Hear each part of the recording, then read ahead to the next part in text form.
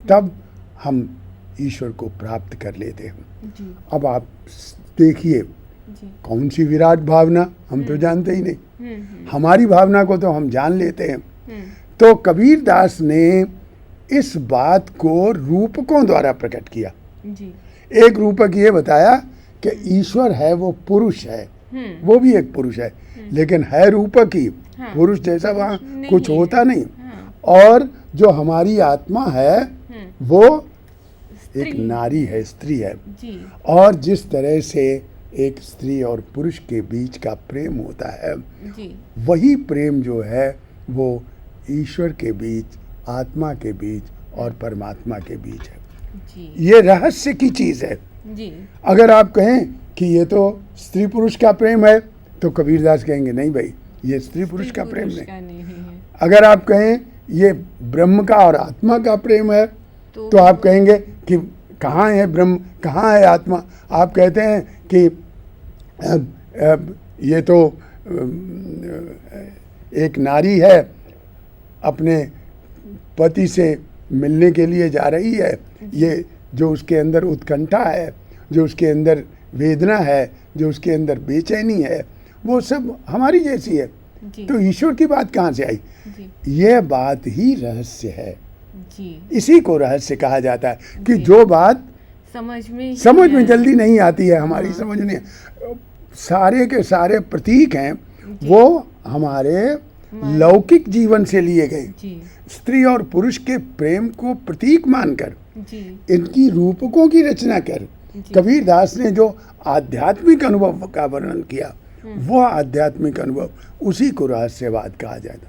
अच्छा। आचार्य हजारी प्रसाद द्विवेदी ने कहा, क्यों रहस्यवाद कहोगे, इसको सीधा प्रेम ही कहो ने। और उन्होंने कबीर दास को प्रेम का सबसे बड़ी कवि बताया। तुमने देखा होगा कबीर का प्रेम कितना व्यापक है। जी उन्होंने बताया कि मैं जो कुछ देख रहा हूँ जी वो सब ब्रह्म ही देख रहा हूँ। ब्रह्म ही देखा है। और लेकिन ब्रह्म बहुत सूक्ष्म प्रेम भी है। उन्होंने कहा, नैना मध्य आओ तू, ज्यों हो पलक झपेऊं, ना हो देखो और को, ना तो ही देखन दे। कितनी एकांतिकता है उस प्रेम में, और कितनी व्यापकता है। मांग है दरस मधु करी, चके रहे दिन रहे। मैं उस दर्शन की मधुकड़ी मांग रहा हूँ और रात दिन चके रहना चाह। ये जो प्रेम की व्यंजना है, सारे के सारे प्रतीक जी सब लौकिक जीवन से लिए गए। अर्थ की व्यंजना पारलौकिक है। जी ये पारलौकिक अर्थ, लौकिकता में पारलौकिकता का आरोप, उस अनुभव की व्यंजना, जी वही रहस्यवाद है कबीर में।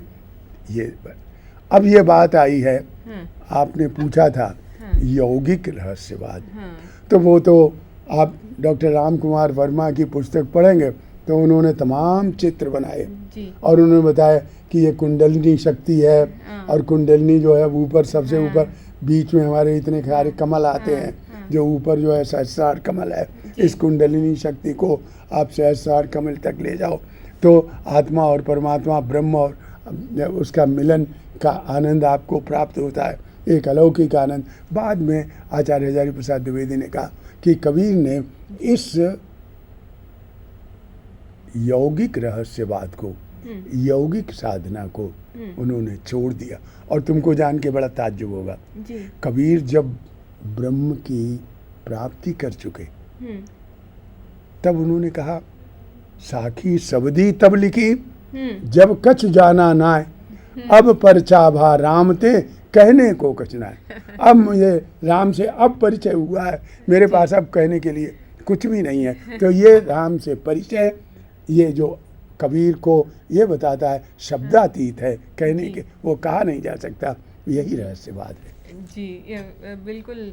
और इसीलिए शायद कबीर का महत्व स्थापित करते हुए रविंद्रनाथ टैगोर ने लिखा था, कबीर की जीवनी और रचनाओं में यह स्पष्ट देखा जा सकता है कि उन्होंने भारत के समस्त बाह्य आडंबरों का अतिक्रमण करते हुए उसके अंतःकरण की श्रेष्ठ सामग्री को ही सत्य साधना समझकर उपलब्ध किया था।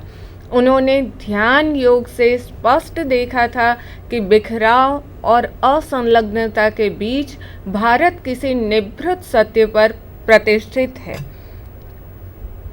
उसी बात को उन्होंने सरल शब्दों में कहा था कि लोकाचार, शास्त्र, विधि और अभ्यास के रुद्ध द्वार पर आघात करके उन्होंने भारत को जगाने का प्रयत्न किया।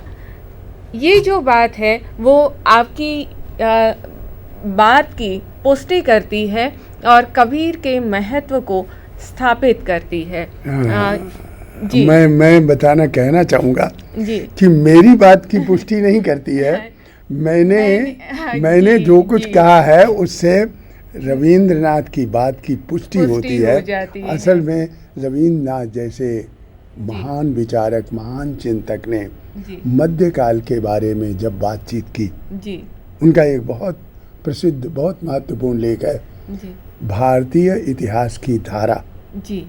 तो वैदिक युग से लेकर के और आधुनिक युग तक हुआ है और उस इतिहास की धारा में उन्होंने उन तत्वों को हमारे सामने रखा। वो किस राजवंश का राज्य था, कौन सी लड़ाइयाँ हुई, कौन से युद्ध हुए, इस बात की उन्होंने चर्चा नहीं की। उन्होंने इतिहास धारा को इस रूप में देखा कि भारतीय संस्कृति, भारतीय तत्व चिंतन ने अभी तक ऐसा कौन सा तत्व खोजा है जो समग्र मानवता के लिए कल्याणकारी है। और इसी सिलसिले में उन्होंने कबीर की बात की जिसकी तुमने अभी चर्चा की। उन्होंने कहा कि जब कबीरदास पैदा हुए थे तो लोकाचार, बाह्याडंबर बहुत कुछ था। ऐसा लगता था कि जैसे ये जो उस समय के जो सिद्ध साधक थे, नाथ साधक थे, दूसरे संप्रदाय तमाम दुनिया भर के फैले हुए थे, वो सब बाह्याडंबर पर लगे हुए थे। पंचमकार जैसी वो वामपंथी साधनाएं प्रवर्तित थी।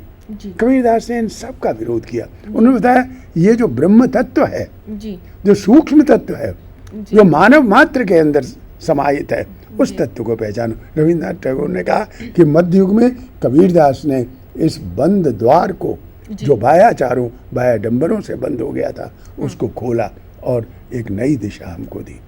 इतना महान कवि हमारी भाषा में पैदा हुआ, हमको पढ़ने का ये मौका मिला, तो हम उसको यूँ सामान्य कवि के रूप में ना पढ़ें, हम इस रूप में पढ़ें कि एक ऐसा कवि है जो मात्र हिंदी के लिए नहीं, मात्र भारत के लिए नहीं, बल्कि विश्व के लिए भी कोई नया संदेश देता है। और ये एक बहुत बड़ी बात। एक और बात मैं कहना चाहूँगा, हमारे सामने जो बैठे हुए हैं वो साहित्य के विद्यार्थी हैं। मैं एक बहुत संक्षेप में, क्योंकि समय पूरा होने जा रहा है, मैं बताना चाहूँगा कि कबीरदास के बारे में अक्सर ये कहा जाता है वो विचारक बहुत अच्छे हैं, दार्शनिक बहुत अच्छे हैं, भक्त बहुत अच्छे हैं, लेकिन उनकी रचनाओं को कविता माना जाए कि नहीं। आचार्य रामचंद्र शुक्ल ने कहा उनमें कवित्व कम है, लेकिन ऐसा नहीं है। असल में जिन अलंकार शास्त्रों के आधार पर हम उनको कवि माने न माने की चर्चा करते हैं, वो गलत है। उन्होंने जिन रूपकों की रचना की है वो उनकी कल्पना के अद्भुत सृजन है।